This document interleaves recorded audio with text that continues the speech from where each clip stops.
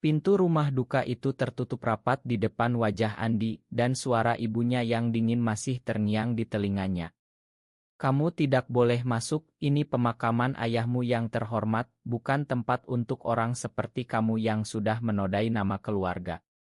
Hujan deras di Surabaya sore itu seolah ikut menangis bersama Andi yang berdiri sendirian di halaman berlumpur, jas hitamnya basah kuyup, tangan gemetar memegang payung yang tak berguna lagi. Ia baru saja tiba dari Jakarta setelah menerima telepon kakaknya Riko yang hanya bilang de ayah meninggal, jangan datang.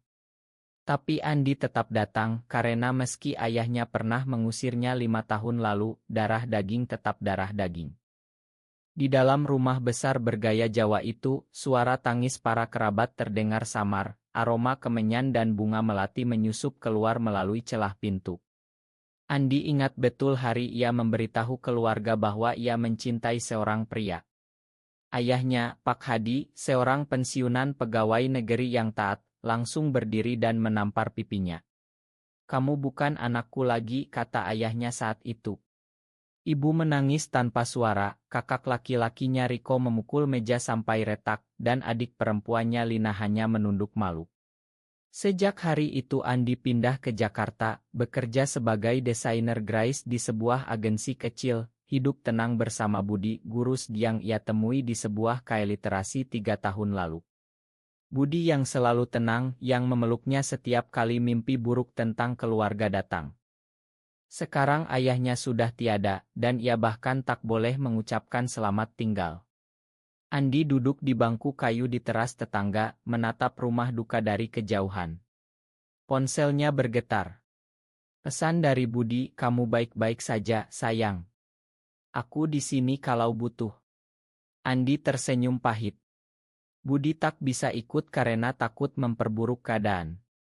Malam itu Andi menginap di hotel murah dekat stasiun, tak bisa tidur, memutar ulang kenangan masa kecil. Ayah mengajarinya naik sepeda, ayah bangga saat ia lulus kuliah dengan cum laude. Semua itu lenyap begitu saja karena satu kata, Gai. Keesokan paginya, pengacara keluarga menelepon. Pak Andi, pembacaan wasiat sore ini di kantor saya. Keluarga meminta Anda hadir. Andi terkejut. Ia pikir namanya sudah dihapus dari segala dokumen. Dengan hati berdebar, ia naik kereta kembali ke pusat kota. Kantor pengacara kecil di Jalan Basuki Rahmat itu penuh dengan aroma kopi dan kertas lama. Ketika Andi masuk, ruangan langsung hening. Ibu memalingkan muka, Riko melotot, Lina menunduk. Pengacara, Pak Burhan, seorang pria paruh baya berpeci, membersihkan tenggorokan. Kita mulai saja.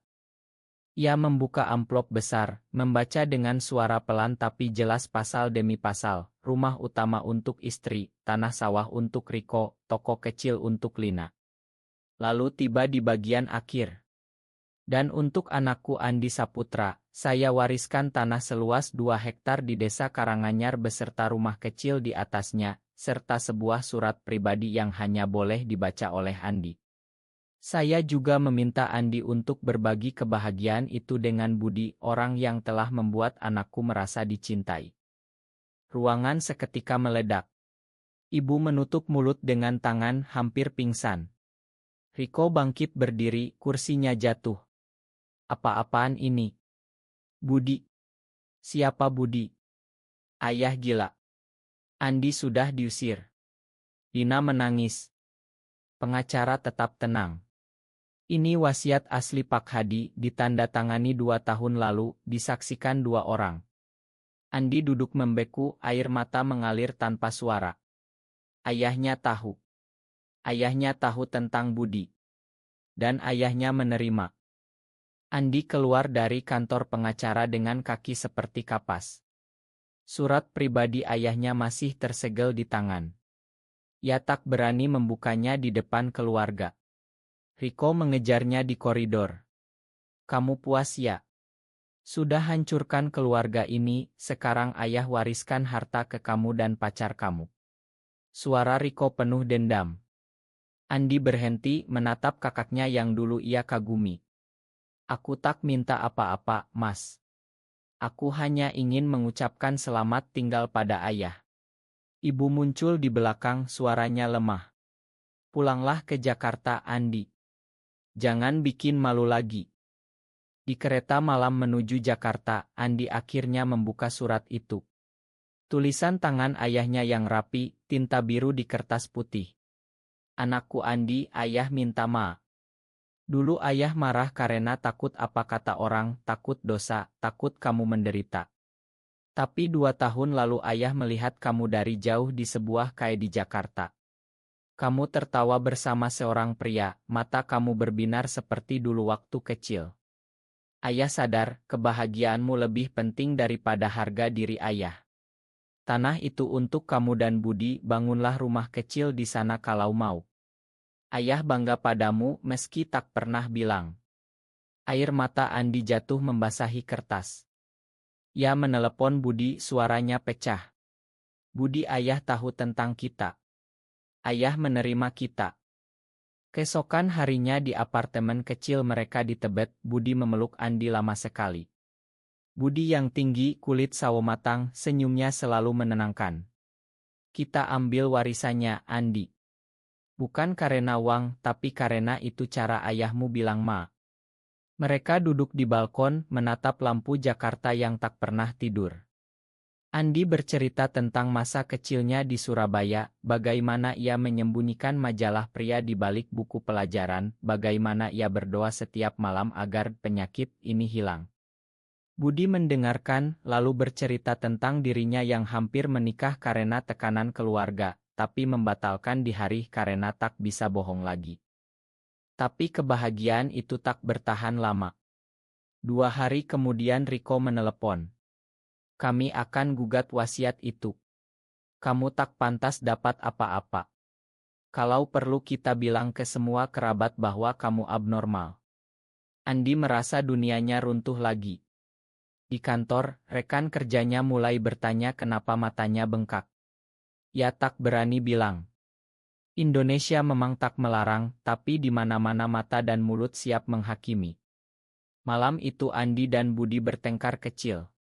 Budi ingin Andi lawan keluarganya, Andi ingin menyerah saja. Aku capek, Budi.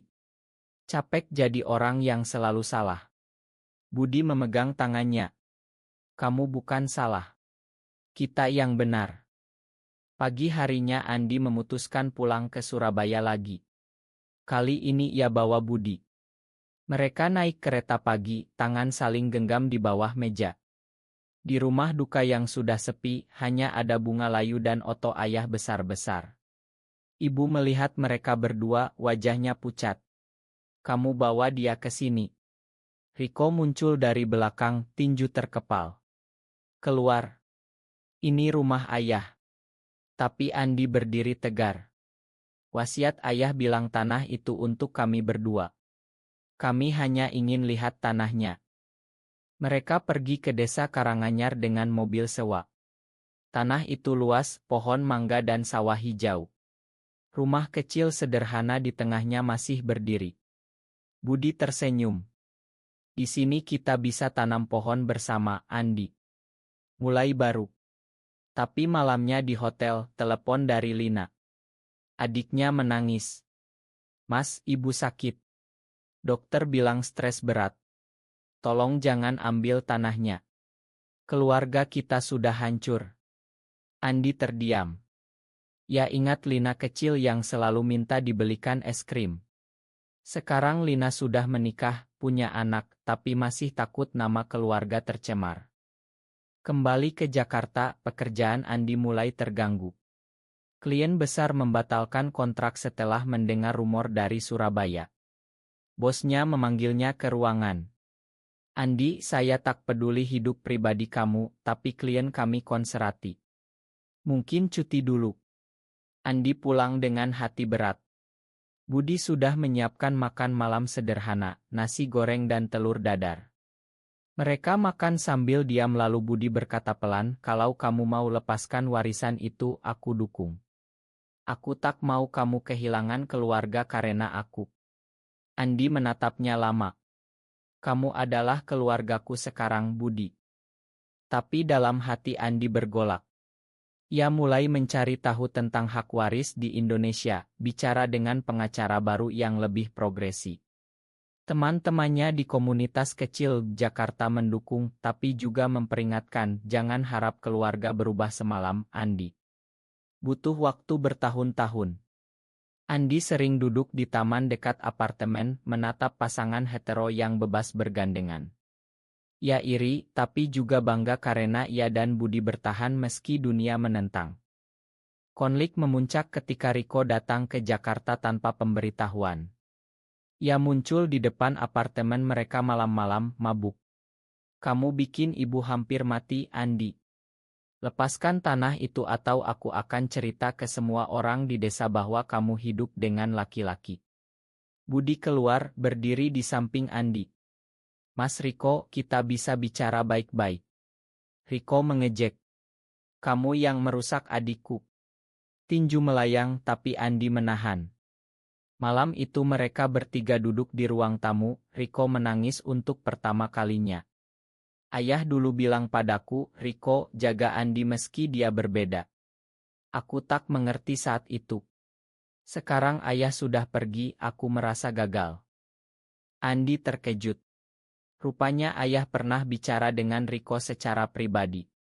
Perlahan Riko menceritakan bagaimana ayah diam-diam mengirim uang ke Andi tiap bulan tanpa sepengetahuan ibu. Andi tak pernah tahu. Malam itu Riko tidur di soa, paginya minta maaf dan pulang. Tapi ibu masih tak mau bicara. Lina menelepon, ibu bilang kalau kamu datang dengan Budi ke rumah, ia akan pindah ke rumah saudara. Andi dan Budi memutuskan liburan singkat ke pantai Parangtritis. Di sana, di bawah matahari terbenam, mereka berjalan di pasir, tangan bergandengan tanpa takut. Budi berkata, aku tak pernah menyesal mencintaimu, Andi. Meski dunia bilang salah. Andi memeluknya erat. Di pantai itu mereka berjanji akan bertahan apapun yang terjadi. Kembali ke Jakarta, Andi mulai menulis surat panjang untuk ibu, menceritakan semua perasaannya, lampirkan foto ayah dan surat wasiat. Ia kirim lewat pos, tak berani kirim WA. 2 minggu kemudian ibu menelepon. Suaranya gemetar. Andi, ibu baca suratmu. Ibu tak tahu ayah sudah tahu. Ibu takut kalau orang tahu kamu akan disakiti. Ibu takut dosa. Andi menangis di telepon. Bu, aku bahagia dengan Budi. Ayah sudah memakan kita semua.